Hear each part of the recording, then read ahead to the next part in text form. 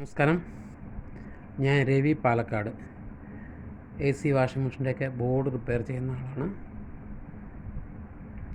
നമുക്കിന്ന് ഒരു AC-യുടെ യൂണിവേഴ്സൽ ബോർഡാണ് കിട്ടിയിരിക്കുന്നത്. അതിനെപ്പറ്റി ചെറുതായിട്ടൊന്ന് ഡിസ്കസ് ചെയ്യാം. യൂണിവേഴ്സൽ ബോർഡ് എന്ന് പറഞ്ഞാൽ എല്ലാവർക്കും അറിയാം, വളരെ സിമ്പിളായിട്ട് എല്ലാവർക്കും ഉപയോഗിക്കാൻ പാകത്തിന് വരുന്ന ഒരു ബോർഡാണ്. അപ്പോൾ ഇതിൽ പവർ സപ്ലൈ വന്നിട്ട് സെപ്പറേറ്റ് ട്രാൻസ്ഫോമറാണ് വരിക. അപ്പോൾ നമ്മൾ ആദ്യം അവരുടെ അടുത്ത് കോമണായിട്ട് അവർ വരുമ്പോൾ ഒരു ഫാൾട്ട് പറയും. അതായത് ഔട്ട്ഡോർ എടുക്കുന്നില്ല, അല്ലെങ്കിൽ ഇൻഡോർ ഫാൻ വർക്ക് ചെയ്യുന്നില്ല, അല്ലെങ്കിൽ എറർ കാണിക്കുന്നത്, അങ്ങനെയുള്ള ഫാൾട്ടുകൾ അതിനനുസരിച്ച് നമുക്ക് നോക്കാം. പക്ഷേ അതിനേക്കാൾ ഉപരി നമുക്ക് ഇതിൻ്റെ ആദ്യം തൊട്ട് അവസാനം വരെ നോക്കുന്നതായിരിക്കും കുറേ കൂടെ ബെറ്റർ എന്ന് തോന്നുന്നു, അല്ലേ? അപ്പോൾ ഡെഡ് ആണെന്ന് പറഞ്ഞിട്ടാണ്, അല്ലെങ്കിൽ വർക്ക് ചെയ്യുന്നില്ല എന്ന് പറഞ്ഞിട്ട് നമ്മുടെ കയ്യിൽ കിട്ടുന്നതെങ്കിൽ ട്രാൻസ്ഫോമർ കൊണ്ടുവരാൻ പറയുക. ട്രാൻസ്ഫോമർ കൊണ്ടുവന്നു, ഫാനുണ്ട്, ചെക്ക് ചെയ്യാനുള്ള ടെസ്റ്റ് ചെയ്യാനുള്ള ഫാനുണ്ട്.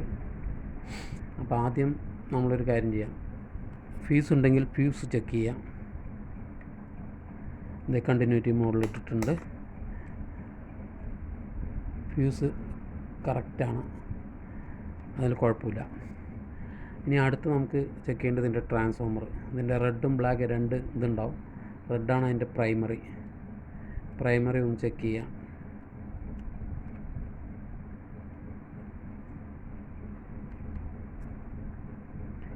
പ്രൈമറി കറക്റ്റാണ്, അപ്പോൾ ട്രാൻസ്ഫോമർ കേടില്ല, അത് വയ്ക്കാം. സെക്കൻഡറി വെറുതെ ഒന്ന് നോക്കാം. സാധാരണ ഇതിൽ സെക്കൻഡറി കംപ്ലൈൻറ്റ് ആവലില്ല, വളരെ റയർ, ഒരുപാട് പഴക്കമായി ചൂടായി അതിൻ്റെ വൈൻഡിങ് ഷോർട്ടായിട്ട് കറക്റ്റ് വോൾട്ടേജ് വരാത്ത ഫാൾട്ടൊക്കെ വളരെ റയറേ വരും. അത് നമുക്ക് മനസ്സിലാക്കാൻ പറ്റും. അത് നമ്മൾ കൊടുത്തു കഴിഞ്ഞിട്ട് ഇനി നമ്മൾ ഇതിൻ്റെ വർക്കിംഗ് വോൾട്ടേജസ് കൊടുക്കാം. വർക്കിംഗ് വോൾട്ടേജ് ആദ്യം കൊടുക്കുന്നതിന് മുമ്പ് ഇതിൻ്റെ ന്യൂട്രും ഫേസും നോക്കണം, അല്ലേ? ന്യൂട്രിന് കോമൺ ആയിട്ട് 2 പിൻ ഇവിടെ കൊടുത്തിട്ടുണ്ട്. ഫേസ് വന്നിട്ട് ഈ റിലേയുടെ ഒരു പിന്നായിരിക്കും. അപ്പോൾ അത് നമുക്ക് പെട്ടെന്ന് കണ്ടുപിടിക്കാൻ മൾട്ടിമീറ്ററിന് കണ്ടിന്യൂ നോക്കിയാൽ ഈ ട്രാൻസ്ഫോമറിൻ്റെ വൈൻഡിങ്ങിൻ്റെ കണ്ടിന്യൂറ്റി കിട്ടും. അപ്പോൾ ഇതിലത് ഉണ്ടാവില്ല, ഇത് ഔട്ട്പുട്ടിന് വരുന്നതാണെന്ന് മനസ്സിലാക്കാം. അപ്പോൾ ഇതിൽ രണ്ടിലും ഫേസും ന്യൂട്രും കണക്ഷൻ കൊടുക്കുക.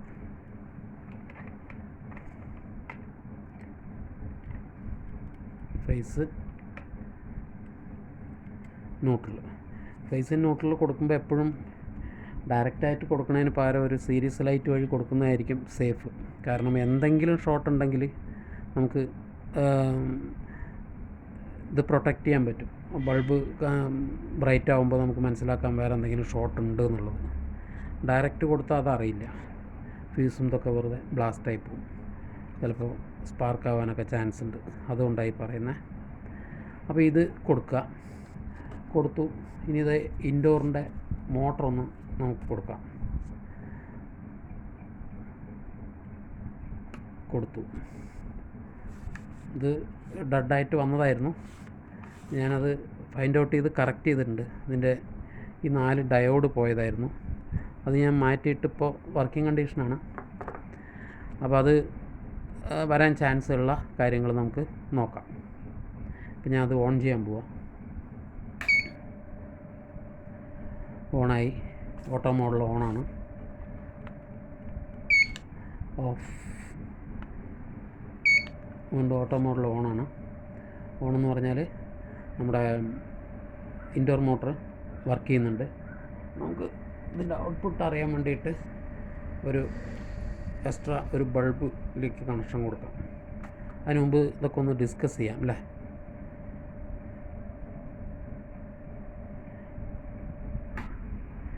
അപ്പോൾ ഇത്രയും കാര്യങ്ങൾ കൊടുത്തു കഴിഞ്ഞാൽ വേറെ കംപ്ലൈൻ്റ് ഒന്നും ഇല്ലെങ്കിൽ സാധനം വർക്ക് ചെയ്യും. അതായത് ഇതിൻ്റെ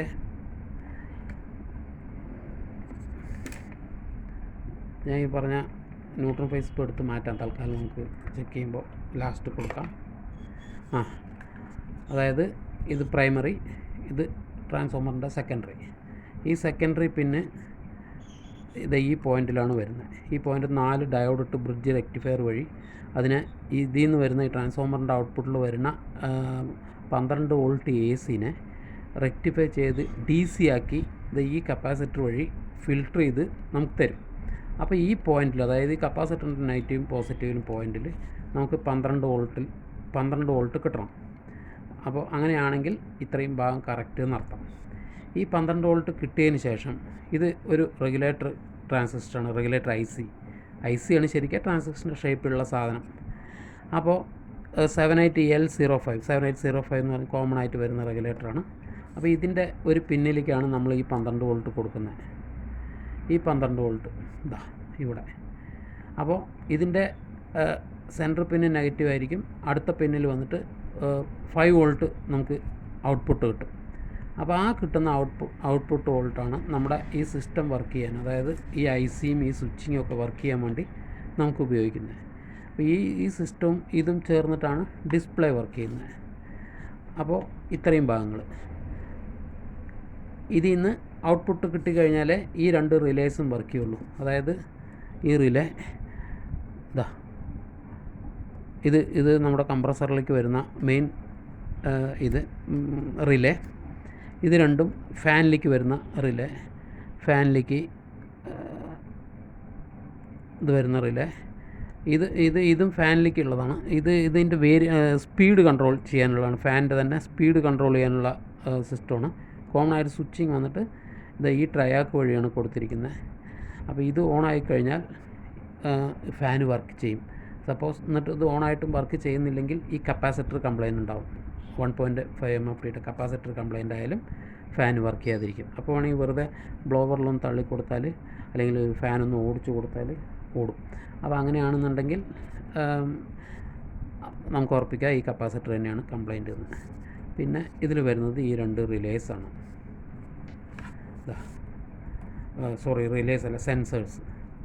ഇത് പൈപ്പ് സെൻസർ, കോയിൽ സെൻസർ നമുക്ക് ടെക്നീഷ്യന്മാർക്ക് എല്ലാവർക്കും അറിയാം. അപ്പോൾ ഇത് ടെമ്പറേച്ചർ സെൻസർ ഇല്ലെങ്കിൽ ഒന്നും വർക്ക് ചെയ്യില്ല, വെറും ബ്ലിങ്കിങ് മാത്രമേ കാണിക്കുള്ളൂ. അതേപോലെ കോയിൽ സെൻസർ ഇല്ലെങ്കിലും അതിൻ്റെ ജസ്റ്റ് ഒരു ബ്ലിങ്കിങ് മാത്രമേ കാണിക്കുള്ളൂ. അപ്പോൾ നമുക്ക് അതിൽ നിന്ന് മനസ്സിലാക്കാൻ പറ്റും ഇതിൽ സെൻസർ കംപ്ലയിൻ്റ് ഉണ്ടോ ഇല്ലയോ എന്നുള്ളത്. അത് ഡൗട്ടാണെന്നുണ്ടെങ്കിൽ ഇത് അഴിച്ചിട്ട് ഇതിൻ്റെ കണ്ടിന്യൂറ്റി റെസിസ്റ്റൻസ് നോക്കിയാൽ നമുക്ക് ഏകദേശം ഒരു 5 to 10K കിട്ടണം. കിട്ടിക്കഴിഞ്ഞാൽ ഓക്കെയാണ്. അപ്പോൾ ഇത് ഏതെങ്കിലും പാർട്ട് ചൂടാവുക വല്ലതും ചെയ്യണമെങ്കിൽ ഈ കപ്പാസിറ്റർ വീക്ക് ഉണ്ടാവും, അതൊന്ന് മാറ്റി വിടുക. ഫാൻ ശരിക്കും വർക്ക് ചെയ്യുന്നില്ലാണ്ടെങ്കിൽ ഈ കപ്പാസിറ്റർ വർക്ക് ചെയ്യുക. റിലേ ഓണായിട്ടും ഔട്ട്പുട്ട് വരുന്നില്ല എന്നുണ്ടെങ്കിൽ ഈ റിലേ കംപ്ലയിൻ്റ് ഉണ്ടാവും, അത് വർക്ക് ചെയ്യുക, അത് മാറ്റി വിടുക. പിന്നെ അതേപോലെ തന്നെ സ്വിച്ചിങ് എല്ലാം പെർഫെക്റ്റ് ആണ്, എന്നിട്ടും വർക്ക് ചെയ്യുന്നില്ല ഈ സ്വിച്ചിങ്ങിൻ്റെ ഈ ഐ സി മാറ്റാൻ ശ്രമിക്കാതിരിക്കുന്നതാണ് നല്ലത്. കാരണം ഇത് പ്രോഗ്രാംഡാണ്. ഇതിനോട് ചേർന്നൊരു മെമ്മറി ഐ സി ഉണ്ട്. ഈ മെമ്മറി ഐ സിയും ഇതും കൂടെ പ്രോഗ്രാംഡാണ്. അത് നമ്മൾ മാറ്റിയാലും പ്രാക്ടിക്കലല്ല, അത് ക്ലിയർ ആവില്ല, അതായത് സെറ്റായി കിട്ടില്ല. അതാണ് അതിൻ്റെ തിയറി. അപ്പോൾ ഇത് മാറ്റാതിരിക്കുന്നതാണ് നല്ലത്. നമുക്ക് ഇത് മാറ്റാം, ഇത് വലിയ കുഴപ്പമില്ല, ചെറിയ ഐ സി. ഇത്രയും ഭാഗങ്ങളൊക്കെ തന്നെയാണ് ഇതിൽ. നമുക്കിതൊന്ന് ഓൺ ചെയ്ത് ഇതിൻ്റെ ഔട്ട്പുട്ട് ഒന്ന് കൊടുത്തിട്ട് ഓൺ ചെയ്ത് നോക്കാം.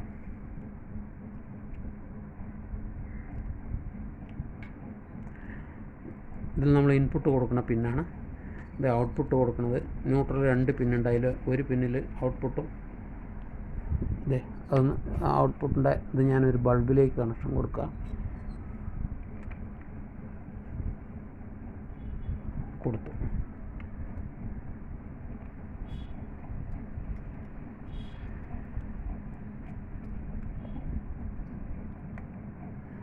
ബൾബിലേക്ക് കണക്ഷൻ കൊടുത്തിട്ടുണ്ട്. ഇനി ഓൺ ചെയ്ത് വിടാം. അതേ സീരീസ് കണക്ഷൻ തന്നെയാണ് ഇപ്പോഴും കൊടുക്കാൻ പോകുന്നത്. ന്യൂട്രൽ കണക്ഷനിൽ കൊടുത്തു, ഫേസ് കണക്ഷനിൽ കൊടുത്തു. ഇനി ഓൺ ചെയ്യാൻ പോകുന്നു. ഓട്ടോയിൽ ഓണായി. ഇപ്പോൾ ഇൻഡോർ വർക്ക് ചെയ്തുകൊണ്ടിരിക്കുന്നു. ആദ്യം വൈകാണ്ട് തന്നെ ഔട്ട്ഡോർ വർക്ക് ചെയ്യാൻ തുടങ്ങും. വർക്ക് ചെയ്യാൻ തുടങ്ങുമെന്ന് പറഞ്ഞാൽ നമുക്ക് മനസ്സിലാക്കാം, ഈ ബൾബ് കത്തിക്കഴിഞ്ഞാൽ ഔട്ട്ഡോറും വർക്ക് ചെയ്യാൻ തുടങ്ങിയെന്ന് മനസ്സിലാക്കാം. അപ്പോൾ ഇതിൽ നിന്ന് മനസ്സിലാക്കേണ്ട കാര്യങ്ങൾ ഇത്രയുമാണ്. അതായത് ഈ ട്രാൻസ്ഫോമറിൻ്റെ ഔട്ട്പുട്ട് വയർ നമ്മൾ കണക്ഷൻ കൊടുക്കുന്നിടത്തുനിന്ന് വരുന്ന ഈ ഡയോഡുകൾ ചെക്ക് ചെയ്യുക. എന്നിട്ട് ഇതിൻ്റെ ഔട്ട്പുട്ടിൽ 12 വോൾട്ട് കറക്റ്റായി വരുന്നുണ്ടോ നോക്കുക. വന്നതിന് ശേഷം ഈ ഫിൽറ്റർ ഒന്ന് ചെക്ക് ചെയ്യുക. ഫിൽറ്റർ വീക്ക് ഉണ്ടെങ്കിലും അറിയില്ല, അപ്പോൾ കറക്റ്റ് വോൾട്ടേജ് ചിലപ്പോൾ കിട്ടിക്കൊള്ളണമെന്നില്ല. ഷോർട്ടേജാണ്, ഒരു 9 വോൾട്ട് 10 വോൾട്ടൊക്കെയാണ് കാണണമെന്നുണ്ടെങ്കിൽ സംശയിക്കുക വേണ്ട, ഇത് വീക്കായിരിക്കും. അതിനെ പിടിച്ച് മാറ്റി വിടുക. പിന്നെ അതിന് ശേഷം ഈ റെഗുലേറ്റർ IC 12 വോൾട്ട് വരുന്നുണ്ട്, 5 വോൾട്ട് ഔട്ട്പുട്ട് കിട്ടുന്നുണ്ടെങ്കിൽ ഈ റെഗുലേറ്റർ IC മാറ്റുക. റെഗുലേറ്റർ IC എന്ന് പറഞ്ഞാൽ ട്രാൻസിസ്റ്റർ. എന്നിട്ട് അതിനോട് ചേർന്ന് വരുന്ന ഈ കപ്പാസിറ്റർ ഒന്ന് ചെക്ക് ചെയ്യുക. അതായത് റെഗുലേറ്റ് ചെയ്തതിന് ശേഷം വരുന്ന 5 വോൾട്ട്. അപ്പോൾ അതിലെന്തെങ്കിലും വീക്ക് ഉണ്ടെങ്കിൽ ഈ സാധനം ചൂടാവാനും ഇടയ്ക്ക് കുറേ ഓടിയിട്ട് നിൽക്കാനൊക്കെ ചാൻസ് ഉണ്ട്. അപ്പോൾ ഇതിൽ സംശയം ഉണ്ടെങ്കിൽ അതൊന്ന് മാറ്റിവിടാം. പിന്നെ ഇൻഡോർ ഫാൻ വർക്ക് ചെയ്യുന്നില്ല എന്നുണ്ടെങ്കിൽ ആദ്യം നോക്കേണ്ടത് ഇതിൻ്റെ ഈ സ്വിച്ചിങ്ങിൽ വരുന്ന ഒക്ടോ കപ്ലർ ആൻഡ് ദിസ് ട്രയാക്ക്. എന്നിട്ട് ഓണായിട്ടും മോട്ടർ ഓടുന്നില്ല എന്നുണ്ടെങ്കിൽ ഈ കപ്പാസിറ്റർ, അതായത് മോട്ടർ ഒന്ന് ഓടിച്ച് വിട്ടിട്ട് വിടുമ്പോൾ ഓടുന്നു, നോർമലായിട്ട് സ്റ്റാർട്ട് ആവുന്നില്ല എന്നുണ്ടെങ്കിൽ ഈ കപ്പാസിറ്റർ, സ്റ്റാർട്ടിങ് കപ്പാസിറ്റർ. അത് നമുക്ക് എല്ലാ ടെക്നീഷ്യന്മാർക്കും അറിയാവുന്നതാണ്. നമ്മുടെ എയർ കണ്ടീഷൻ ഫീൽഡിൽ കംപ്രസറിനായാലും എല്ലാറ്റിനും ഒരു സ്റ്റാർട്ടിങ് മസ്റ്റാണ്. അപ്പോൾ അത് പ്രത്യേകം പറയേണ്ട കാര്യമില്ല എന്ന് വിചാരിക്കുന്നു. ഇങ്ങനെ കോമൺ ആയിട്ട് കുറച്ച് കാര്യങ്ങൾ മാത്രം ചെക്ക് ചെയ്താൽ തന്നെ ഇതിൽ നമുക്ക് ഫാൾട്ട് റെഡിയാക്കി എടുക്കാൻ പറ്റും.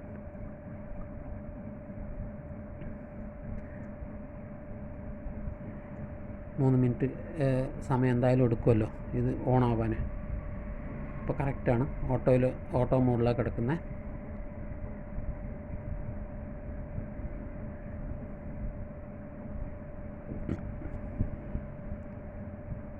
വീഡിയോ ഇത് ഓണാവാൻ വേണ്ടി കാത്തിരിക്കുന്നതുകൊണ്ടാണ് വീഡിയോ ഒരല്പം ഡിലേ ആവുന്നത്. നിങ്ങൾക്ക് എല്ലാവർക്കും ഇഷ്ടപ്പെട്ടാൽ ഷെയർ ചെയ്യുക, ലൈക്ക് ചെയ്യുക, സബ്സ്ക്രൈബ് ചെയ്യുക. നമുക്ക് എന്തെങ്കിലും മിസ്റ്റേക്ക് ഉണ്ടെങ്കിൽ ക്ഷമിക്കുക. നമ്മുടെ അടുത്ത് കൂടുതൽ സജ്ജീകരണങ്ങളൊന്നുമില്ല.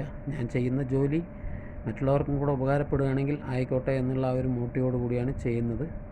പിന്നെ ഈ പറഞ്ഞ കൂട്ടത്തിൽ നിങ്ങൾക്ക് എന്തെങ്കിലും വർക്ക് തരാൻ താല്പര്യമുണ്ടെങ്കിൽ എൻ്റെ അഡ്രസ്സിലേക്ക് കൊറിയർ അയച്ചാൽ മതി, ഞാൻ ചെയ്തു തരും. അപ്പോൾ അതെനിക്കൊരു ബെനിഫിറ്റും ആണെന്ന് കൂട്ടിക്കോളൂ. അല്ലാണ്ട് നമ്മൾ വെറുതെ സേവനം ചെയ്യണമെന്നൊക്കെ പറഞ്ഞിട്ടുണ്ടെങ്കിൽ അതൊരു അതിശയോക്തിയായി മാറും. എനിക്കെന്തെങ്കിലും വർക്ക് കിട്ടുമെന്നുള്ള പ്രതീക്ഷയിലൊക്കെ തന്നെയാണ്. അപ്പോൾ നിങ്ങൾ ഈ പറഞ്ഞ കൂട്ടത്തിൽ എന്തെങ്കിലും വർക്ക് ഉണ്ടെങ്കിൽ എനിക്ക് ധൈര്യത്തിൽ തന്നോളൂ. കംപ്രസർ ഓണായി കഴിഞ്ഞു, ബൾബ് കത്തി, ഇനി മറ്റുള്ള ഫങ്ഷനെല്ലാം കറക്റ്റായിരിക്കും. Okay, bye, thank you very much.